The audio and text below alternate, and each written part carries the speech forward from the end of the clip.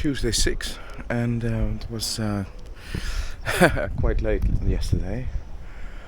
So yesterday evening Annabelle and Bram came, and now we are setting up a table for some breakfast, and I will test some wireless sound, and I will head off to the harbor. Yeah. Monday. It's Tuesday, you know. My brain is starting to work again. Okay, so I've done some sound fixing, because there's a moment in life that you have all the stuff, but you have so little time to check all the stuff out and make sure it works. Let's go. Off to the docks.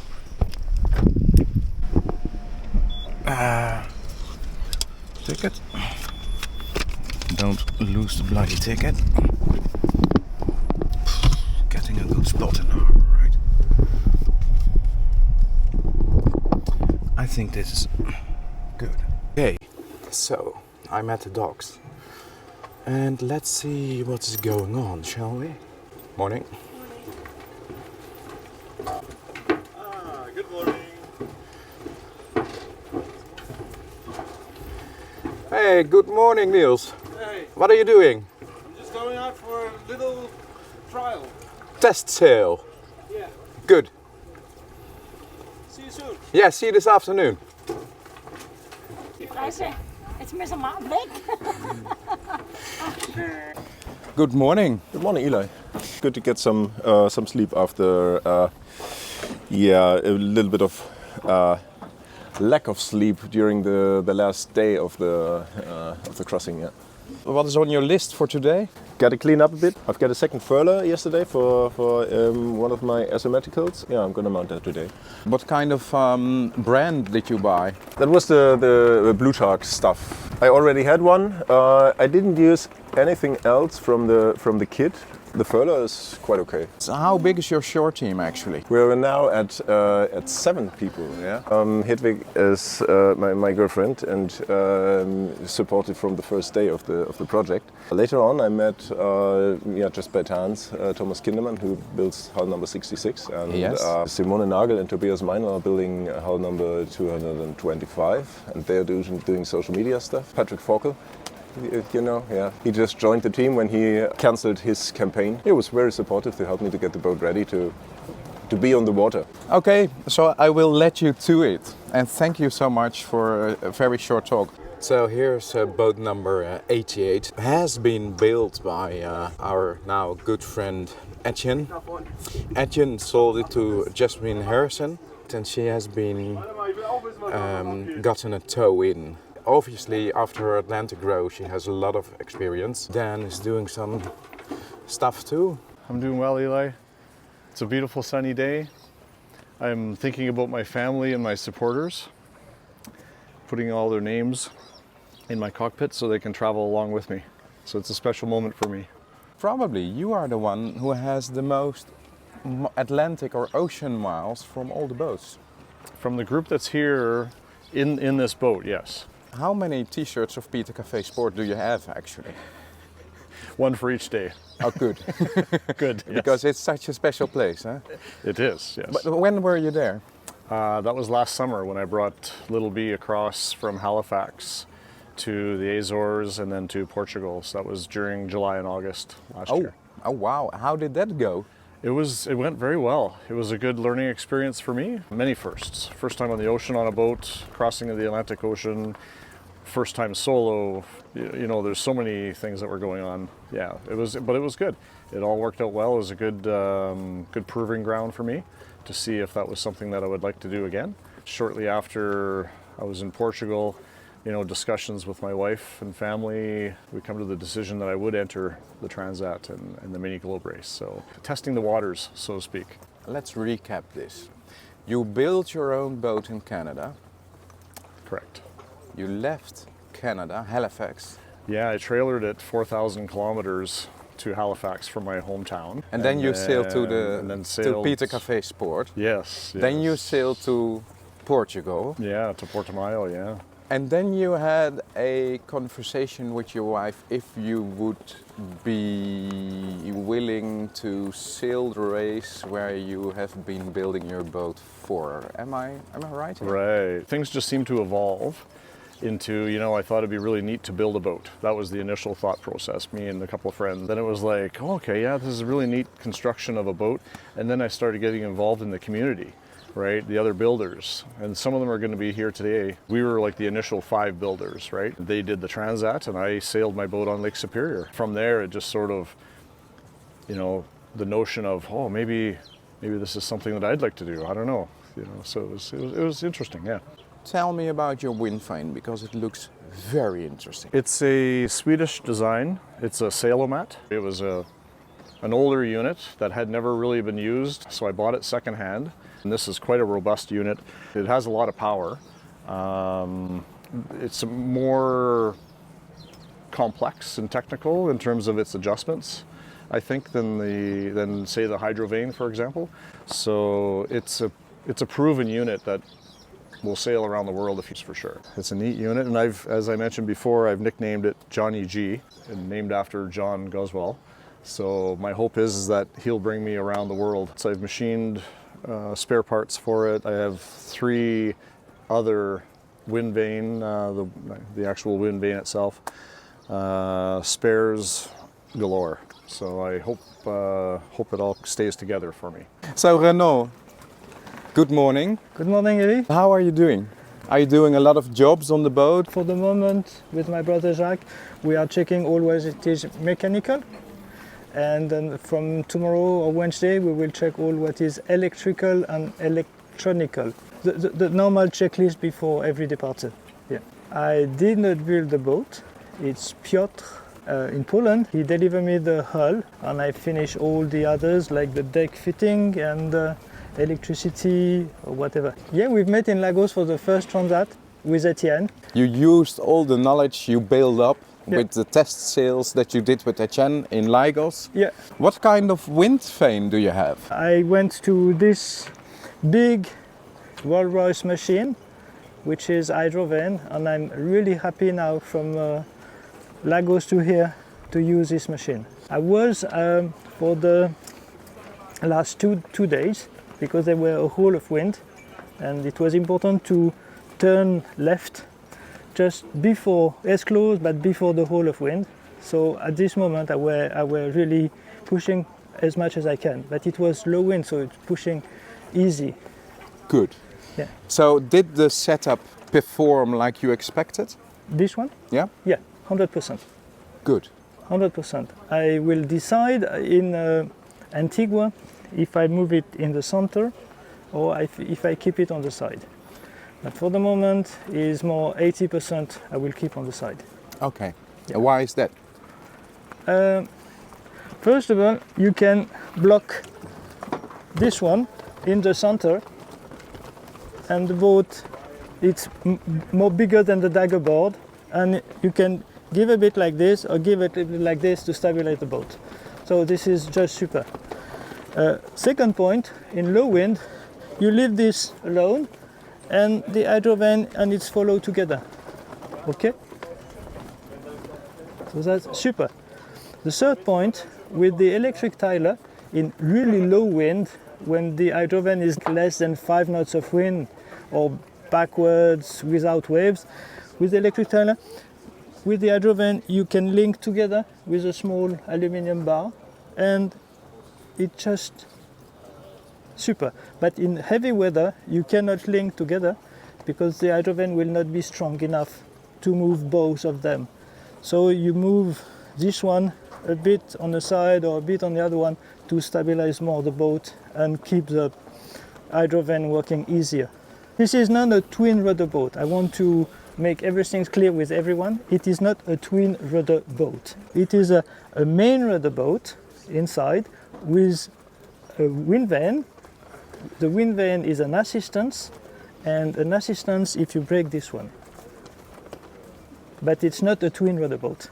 But for today, few control on the boat, the lines and things like this, checking how to fix the water at the back, because 150 liter in the center of the boat is too much on the front. Maybe cleaning the hull underneath, and be ready for the other check for tomorrow and the day after. Good. So we talk later then. Thank you very much. Okay, great. Thank you, Ali. Adam, how are you doing? I'm good, thanks Eli, yeah, very good. It's been a busy morning, but we're ticking off jobs bit by bit. And yesterday you did a sort of helping mission with your friend to get Jasmine in. Yeah. How did that go? Fine? It went very well, so it was nice to be able to go and help her. When we found her, she was really, very happy. So there was no stress. She wasn't panicking. She'd done everything other than the last 10 miles. Get her in, and then she can get prepared for the next leg. I'm rigging my storm sail. I haven't done that yet for the first time. I've been putting a new furling system on one of my asymmetrics, which needed a bit of work and some filing of one of the components, so that's done. This is George, my son, who has been doing lots of help with me, as well as cleaning the hull for me. So my wife arrives in about 2 hours, so I'm going to speak to somebody. I've got a meeting with somebody about some very experienced Atlantic sailor who's going to give me some tips. But other than that, maybe a bit of rest and recuperation. I am George Woff, son of Adam. And I've come out here to surprise him a couple of days ago. Just been doing a few odd jobs kind of in preparation for Saturday's transatlantic. And what did it with you when your dad started this project? I thought he was joking when he first told me, and then I thought he was mad. And then I thought he was on a suicide mission, and then I sort of looked a little bit more into it. That was about 3 years ago, and since then he's been doing an awful lot of sailing. And it's as soon as you start to break it down, when someone says you're going to sail around the world in one go, you think it sounds very daunting, but actually it's lots of smaller stages, some big stages. So now it's very much excitement, and just looking forward to seeing him set off. As a son, do you think he will be safe? I do.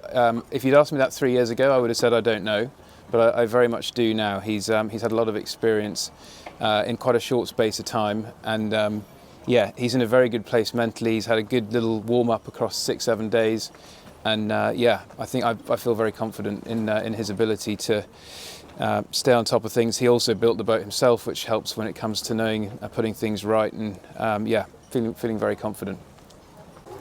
And here we have Bibi of Jacob. Morning, Jacob. How are you? I'm very good. Nice weather, so I can't be bad. What is the job list of the day? So thankfully there is no major issues. However, when I was building the boat, I wanted to do everything like bulletproof. And my friend who was designing the electrical system for me, he said, okay, because those flexi panels, sometimes they get faulty, you need to have a lot of spare ones. So he advised me to do the proper one framed. But they're heavy. I have designed myself the fitting for them, but on the sea it's quite hard to adjust them to the sun. But I'm tightening up the screws so they'll be quite more stiff, and then I can use the strings to attach this somewhere to hold them in a position. Another thing, I'm constantly thinking what should I throw out, because I took everything I might need. Sometimes I doubled. For example, I had the 2 rodders. I had another emergency rodder, quite heavy thing, which I left in Lagos. I left half of my spanners in Lagos. So I'm thinking about the ropes, because I probably have too many ropes. I have a proper dinghy, but I'm not going to give it up. I have 2 big proper anchors. I want to keep them, because anchors is the only thing that can stop you going on the reefs.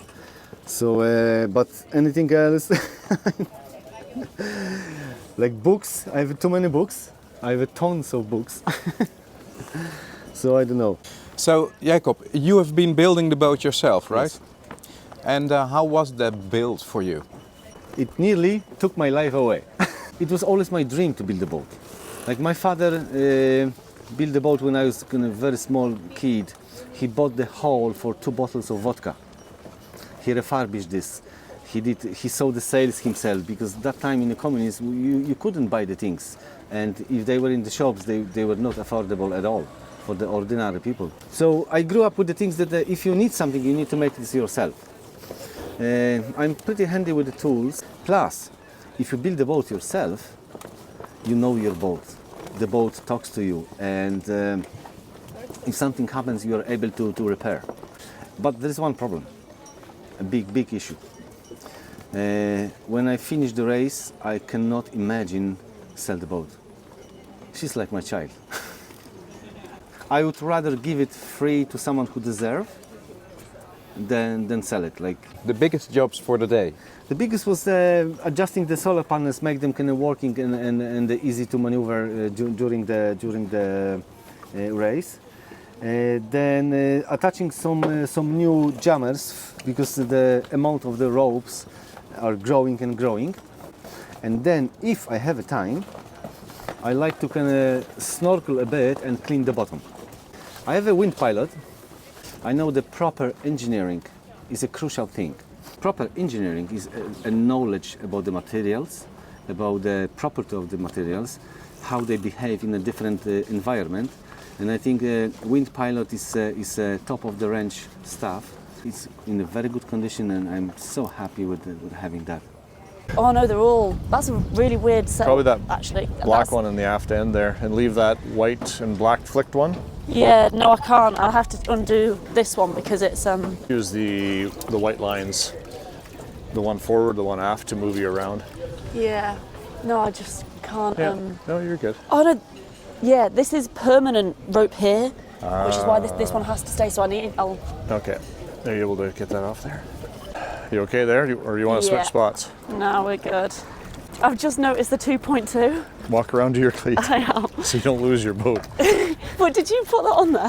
What? There, it says after number 2, somebody's put a sticker 0.2.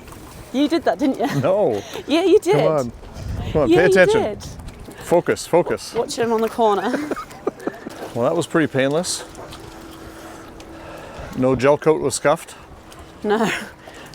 If you have a long line, we'll tie your stern all the way to by origami. Yeah, I do. I've got more lines. Let me just tie this off for a sec, or you can hold okay. it, and I'll just grab a couple more lines. Okay, and you'll be good now.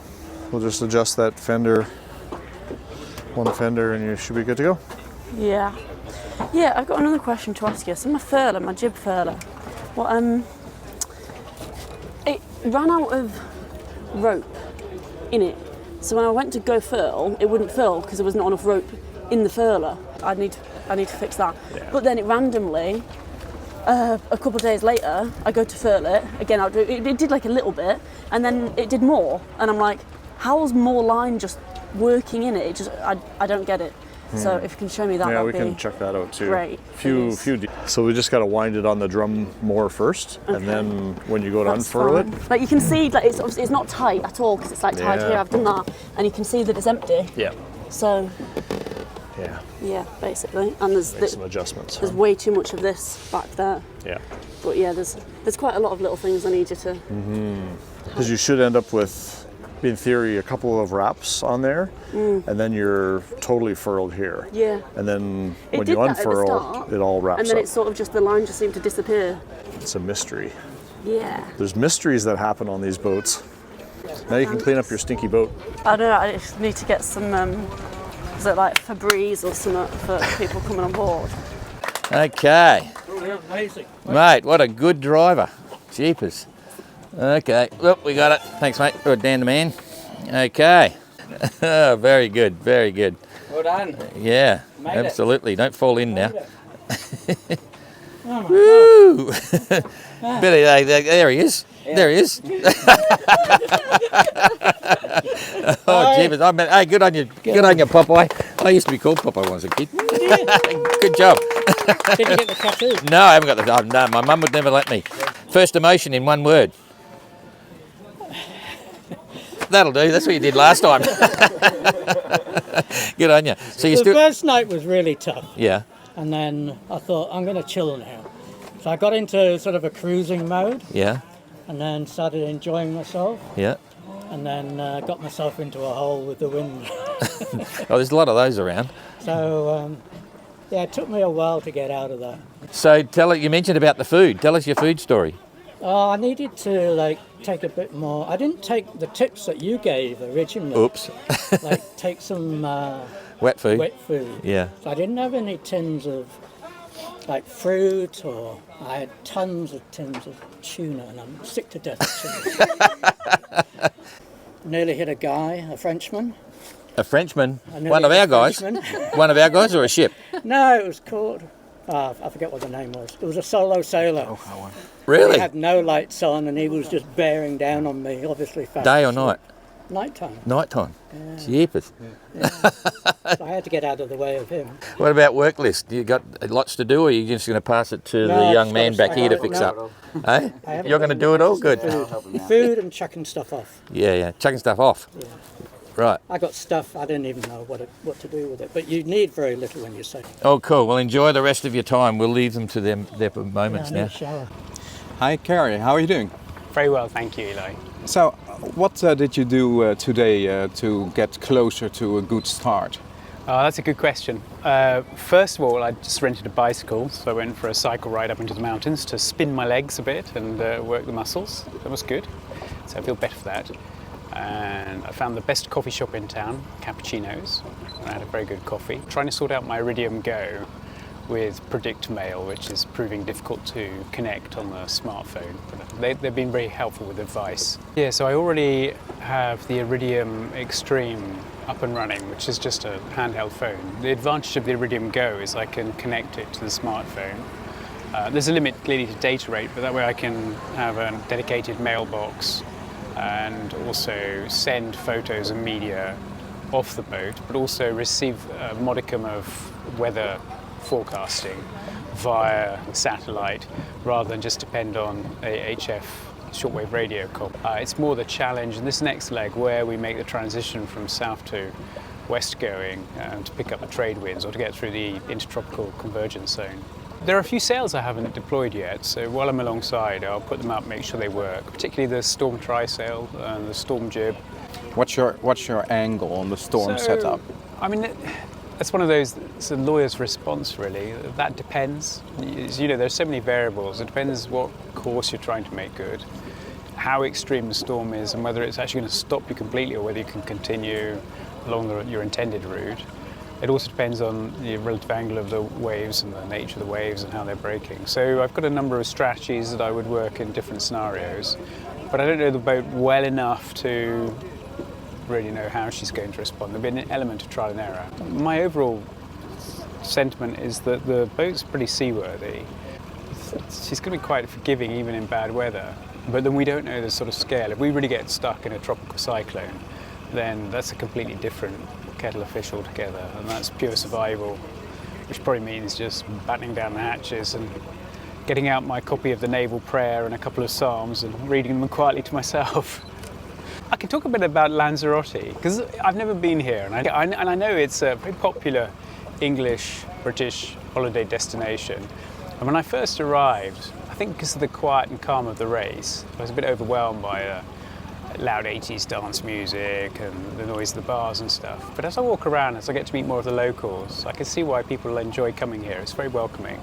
And there's a sort of calm and serenity. You can tell that everybody who's here on holiday, couples, singles, families, they're all very relaxed and having a very good time. And that's not by accident, so Lanzarote is clearly well set up for that as a destination.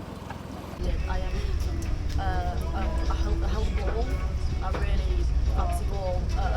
Really like ridiculously posh hotel, and I got people to do the donate the. We're picking up Daniel Turner, one of the Australian competitors, and he was staying in the north of the island for a couple of days, relaxing a bit and do some jobs on his boat, and now he finally made it here to the harbour, so happy to get him in. Great Club Andy on 6-9, copy. Yeah, g'day, how are you? Good to see you. We're just coming out now, so don't drop your sails, eh? Hang on to them and we'll get some good shots. Good to see you.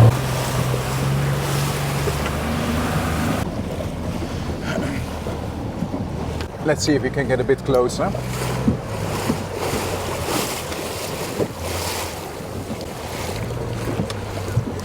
Very nice. You're enjoying yourself, Dan? Yeah. Very good. Yeah. How was it? Was the wind good? Nice breeze from the.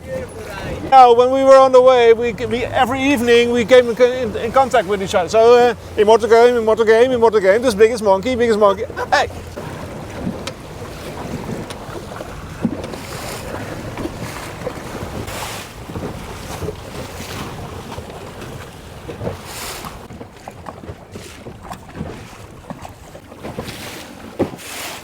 I think it's no problem if we tow you in, or no worries.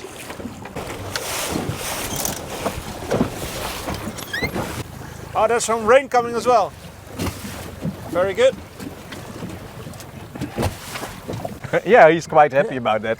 Hey, nice meeting you finally. Nice to meet you finally. Yeah, we give you a clip. Yeah. Lovely to see you finally. Yeah, finally. Many years, yeah, so. You put the yellow rope in, because it's down there. Oh shit, yeah, right, here you go.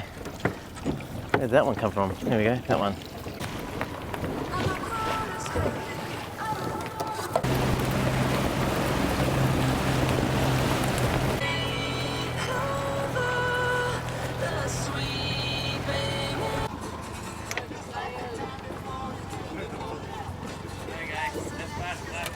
Maybe.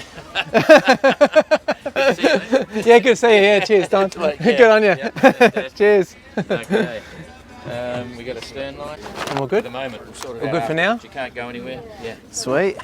That's it. I did, but I got. That's fine. Yeah. Don't tread on that, eh? No. Yeah. Put on the other seat. Stuff everywhere.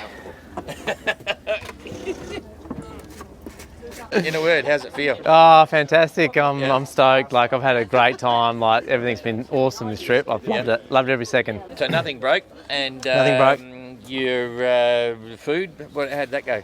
Really good. Healthy. That's cool. Yeah, nice and easy. Yeah, plenty of sleep. Yep, I did. Yeah, I killed it. Yeah, I mean, the first night I didn't sleep at all. I didn't sleep for 36 hours or 48 hours or something. Yeah.